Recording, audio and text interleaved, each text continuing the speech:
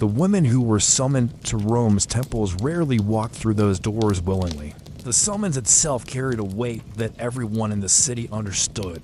When a priest ordered a woman to appear for a purification examination, it meant that somewhere, someone had whispered about her behavior, sometimes truthfully, sometimes out of jealousy, sometimes out of nothing more than petty spite.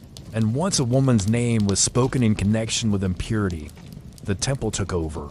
There was no trial, no testimony, no appeal, only ritual. The moment she stepped inside the marble halls, she was already judged. Inside, the air was thick with incense, heavy enough to sting the eyes. Statues of gods towered above her, carved in cold stone, watching silently as priests circled her like scholars examining a strange specimen. But nothing about what followed was meant to enlighten or uplift. These rituals were built on control, on fear, restraint, and the crushing weight of Rome's obsession with honor. Before we continue, kindly share in the comments which part of the world you're watching this video from, so I know how far these stories reach. The rituals claimed to restore purity, but purity in Rome had nothing to do with innocence. It had everything to do with obedience. A woman seen visiting the wrong home, speaking to the wrong man, or wearing clothing deemed too bold could be accused. Sometimes an angry husband or father made the accusation, sometimes a neighbor seeking revenge. Sometimes nothing at all happened. A simple rumor spread, and the temple called her in. The priests did not ask her side of the story. They asked only one question: do you submit to purification? Most women said yes. Refusing meant immediate suspicion, louder gossip, harsher punishment. So she agreed, even though she didn't know what the ritual would demand, or how much of her dignity she would lose before it ended. The first stage was exposure, not physical exposure. That came later in other forms. This was emotional exposure. Priests demanded that she kneel on a cold stone slab, while they recited every accusation ever made against her, each one spoken loudly, as if announcing crimes before a crowd. The chamber echoed with their voices. Even fabricated accusations were treated as truth. Her protest meant nothing. This public denouncement was designed to break her spirit. The Romans believed that confession followed humiliation, and humiliation was easier than defiance. After this, the priest stripped her of anything that represented her identity: jewelry, ribbons, even shoes. She stood as a symbol, not a person, while they walked in circles around her, chanting prayers that were less holy than they were intimidating. Next came the washing, a ritual meant to cleanse her of spiritual stain. Bowls of cold water mixed with bitter herbs were poured slowly over her arms, her hair, her back. The shock of it made many women tremble. The priest watched carefully for reactions. Any sign of discomfort was interpreted as guilt. Silence was the only shield she had, and even that rarely worked. The water itself was not the cruelty. It was what followed. The priest examined the way droplets clung to her skin, reading omens in the paths they formed. If the water ran straight, they claimed the gods saw no deceit. But if it pulled or split, even for natural reasons, the priest declared impurity remained. This allowed them to prolong the ritual for hours, sometimes days. There were cases recorded by Roman writers where women sat shivering until their teeth chattered, uncontrollably. Yet the priests insisted the gods were not satisfied. The longer the ritual continued, the more exhausted and disoriented the woman became, and the more power the priests held. And Rome gave them absolute authority.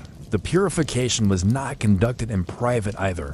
Temple attendants, sometimes older, priestesses, sometimes young novices, sometimes even curious onlookers allowed inside, watched the entire procedure. The Romans believed that public suffering created moral lessons.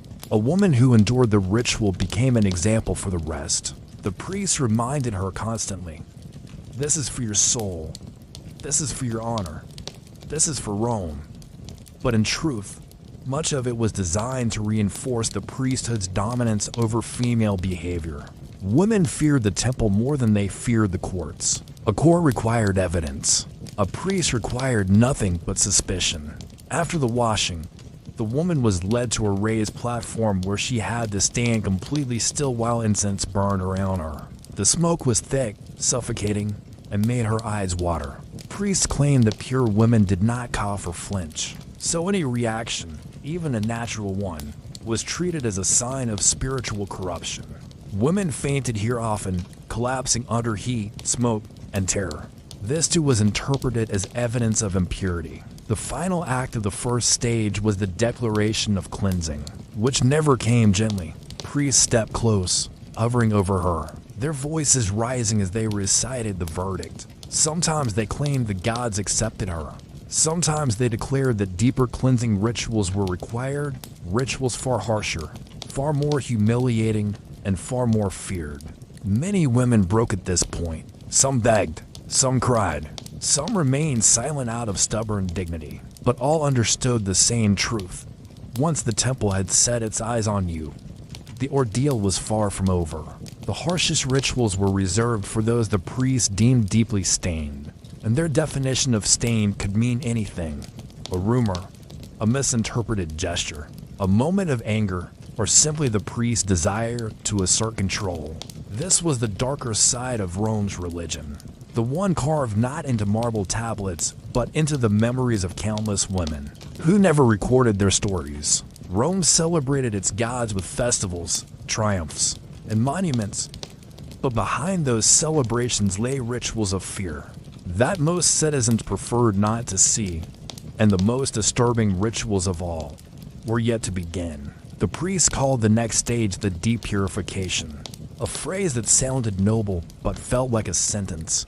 Once a woman was chosen for it, she was led into the innermost chamber of the temple, a place deliberately built to inspire fear. The walls were carved with scenes of divine judgment, stern gods looking down with unblinking stone eyes. Every symbol, every torch, every echo reminded her that she stood in a place where no mercy was expected.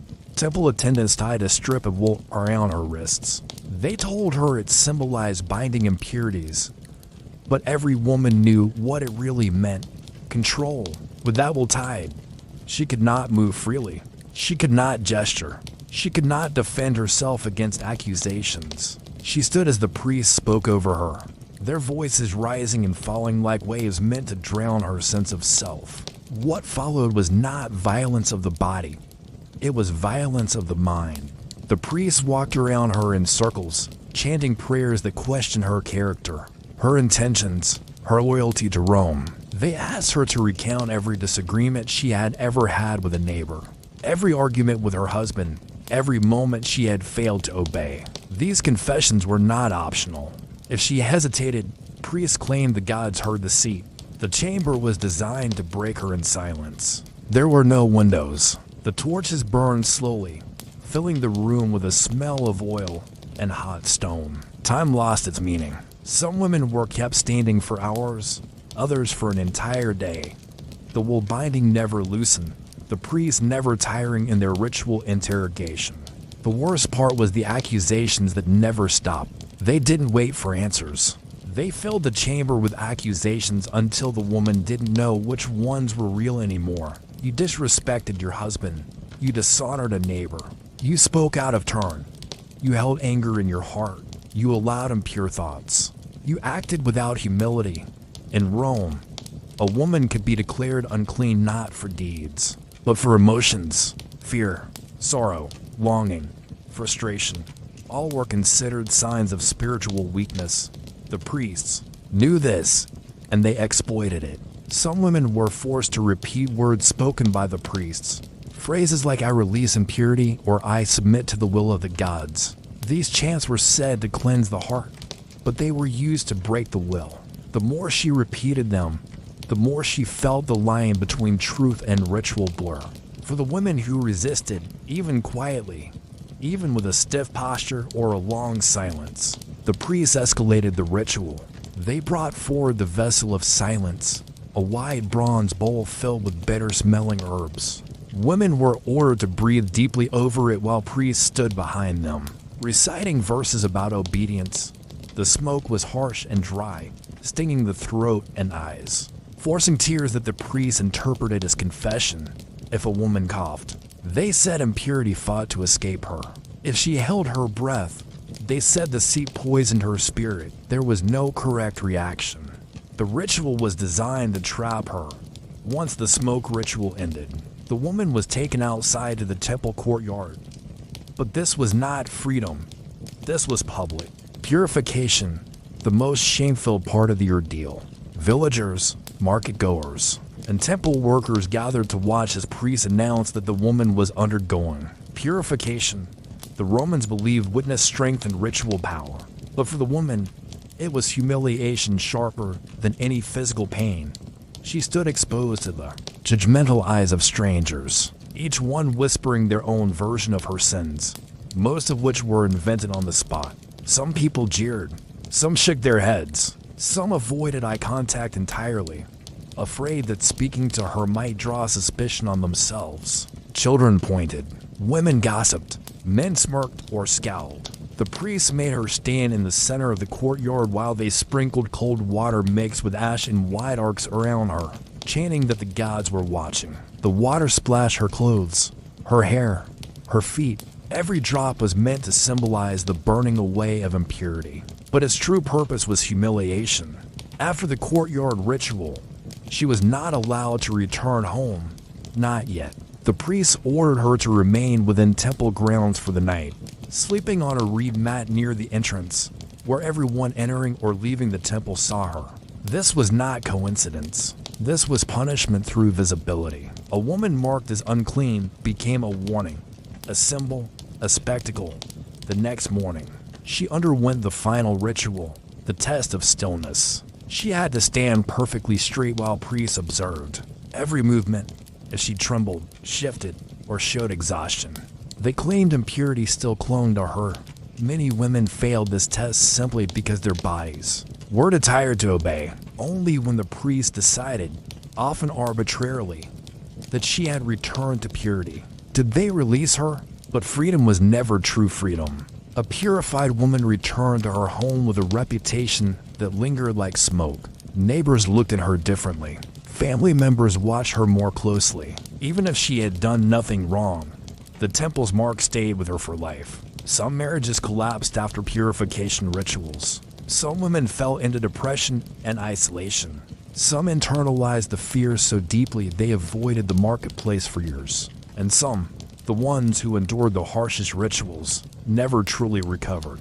Their voices faded from public life. They lived quietly, cautiously, always aware that one accusation could drag them back into the marble halls of the temple. Rome celebrated its achievements, aqueducts, roads, laws, literature. But its purity rituals revealed a darker truth. The empire built its greatness by breaking the spirits of the vulnerable, especially women who had no power to defend themselves against religious authority. And that is why their stories matter, because history remembers what empires want remembered.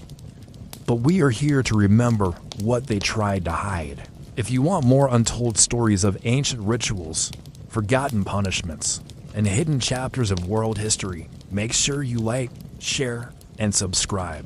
And don't forget to drop a comment telling me where in the world you're watching from. Your engagement helps this history reach those who've never heard it, and keeps these forgotten voices from disappearing again.